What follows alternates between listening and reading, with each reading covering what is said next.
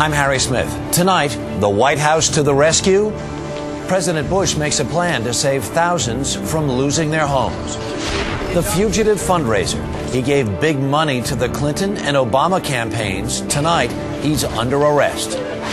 CBS News investigates a new Katrina outrage. FEMA gave billions to the poorest victims. Now it wants the money back. And a poignant memorial to the People's Princess.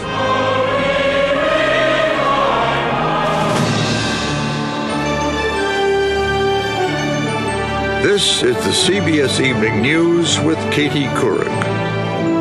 Good evening. Katie is on assignment in the Middle East. For months now, the housing market has been shaken by a terrible slump, with home prices falling and millions having trouble paying off their mortgages. Today, President Bush said he's on the case, announcing a plan that would allow thousands of struggling homeowners to refinance with federally insured mortgages. The president also appealed to lenders to give customers a break by being more flexible on late payments. But the president's plan won't help everybody. Anthony Mason takes a look at the fine print. When Florida real estate was red hot, Pam Calciano thought a $400,000 second house was a good investment. Not anymore. I'm working weekends, I'm a nurse, I make good money, and I feel like it's all going to the house. And with the monthly payments on her adjustable rate mortgage about to adjust hundreds of dollars higher, she's had to put that house on the market. If it takes the president to get involved, I agree with that. The president did step in today, offering a new plan that would allow families in default because of rising payments to refinance into mortgages insured by the government. The White House says this could help nearly 250,000 homeowners, but they must have strong credit histories. It would not include any subprime borrowers like Pam Calciano. It's not the government's job to bail out speculators or those who made the decision to buy a home they knew they could never afford. Fed Chairman Ben Bernanke also sent a message today, repeating in a speech his pledge the Fed is ready to act as needed to ensure the mortgage crisis doesn't infect the entire economy. The principal actors have told us we're on the job, we're paying attention, and if anything bad happens, we'll take care of it. That's good enough. It was good enough for the markets. The Dow staged a triple-digit rally today. Is that changing the landscape at all? I think it's giving the investors a little bit more confidence. Peter Dene of Lieb Capital says Bernanke's next moves will be crucial. He does not want to come in and be a brand new Fed chairman that puts us into a very, very bad recession. That's why the Fed is widely expected to cut its key interest rate next month. It would be the first cut in 4 years and would offer some interest rate relief for homebuyers. But too late for Pam Calciano, We've reduced the price of the house over $100,000. who's learning how much a slumping housing market can hurt. Anthony Mason, CBS News, New York. To politics now, and breaking news about the fate of Idaho Senator Larry Craig. The Associated Press is reporting that he will announce tomorrow that he's resigning over his arrest in an airport men's room. Our chief political correspondent, Jeff Greenfield, is here. Good evening, Jeff. This is one of those things that's been talked about so much over the last 3 or 4 days. Does he really have a choice here? Not much. I mean, he's a member of the most exclusive club, all of whose Republican members have turned their backs on him, urged him to quit. The Republican Senatorial Campaign Committee, I think, has threatened him with a primary. No, his own party really wanted him out. How big an albatross was he turning into for the Republicans? CBS consultant Nicole Wallace, who was the Bush-Cheney communications director, talked to a lot of 2008 operatives. They described this as a Category 4 political storm, bringing to the Republican Party all of the burdens it took last year with those financial scandals, the Mark Foley emails to pages. Jeff Abramoff. The Jack Abramoff lobbyists. So the idea of going into a difficult presidential campaign with an unpopular president, a divisive war, with those kinds of burdens was too much. They wanted him out big time. And it looks like it's going to happen tomorrow. All right. Thanks very much, Jeff Greenfield, as always. There's another political scandal unfolding. A top Democratic fundraiser named Norman Shue surrendered to authorities in California today, 15 years after he skipped out on felony charges. All that time, he was raising money for candidates and hiding, apparently, in plain sight. Here's Sandra Hughes.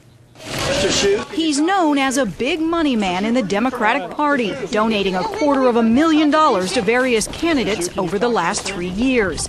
But Norman Hsu is also known in California as a wanted man.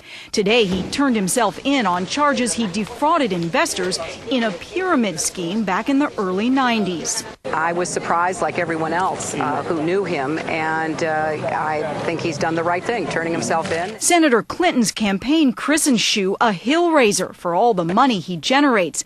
But yesterday, Clinton gave Hsu's $23,000 donation to charity. Other candidates were quick to wash their hands of his money, too, returning it or donating it.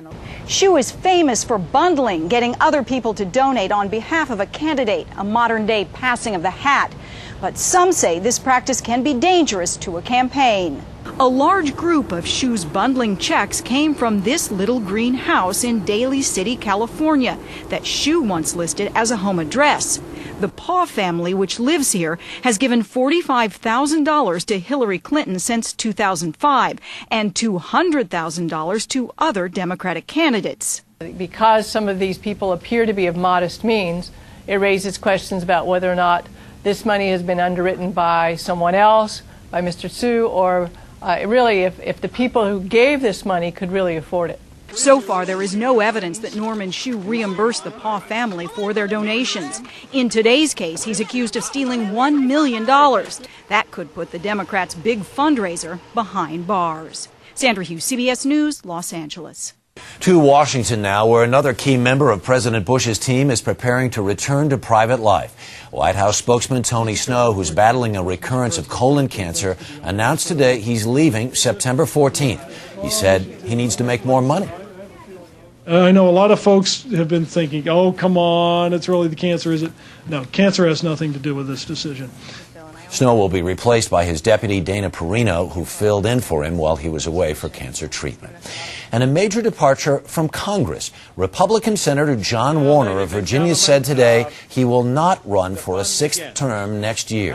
The 80-year-old Warner is a Senate leader on military affairs. Just last week, he returned from Iraq and shook the White House with a call for President Bush to begin a troop withdrawal by Christmas.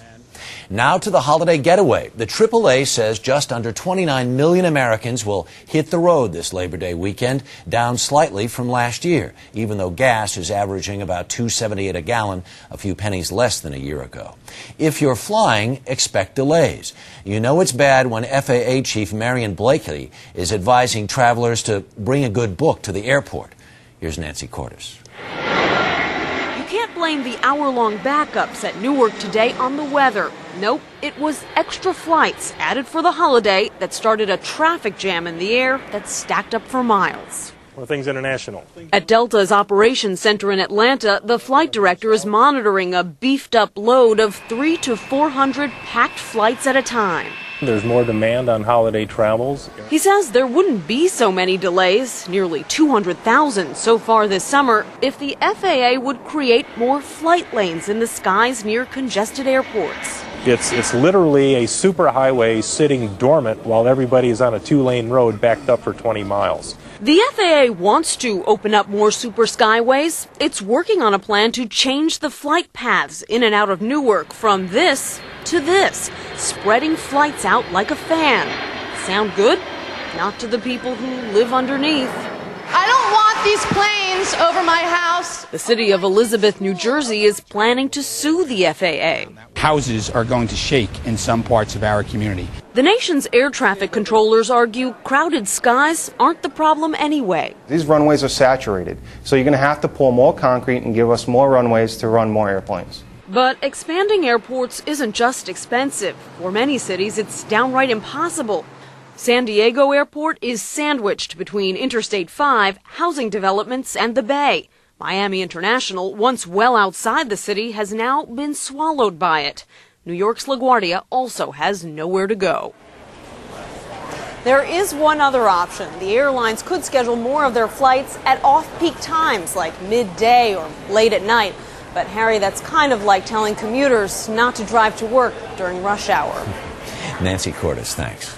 There is much more CBS News ahead. Next, Katrina victims. They needed money to get back on their feet. FEMA gave it to them. Now, they want it back.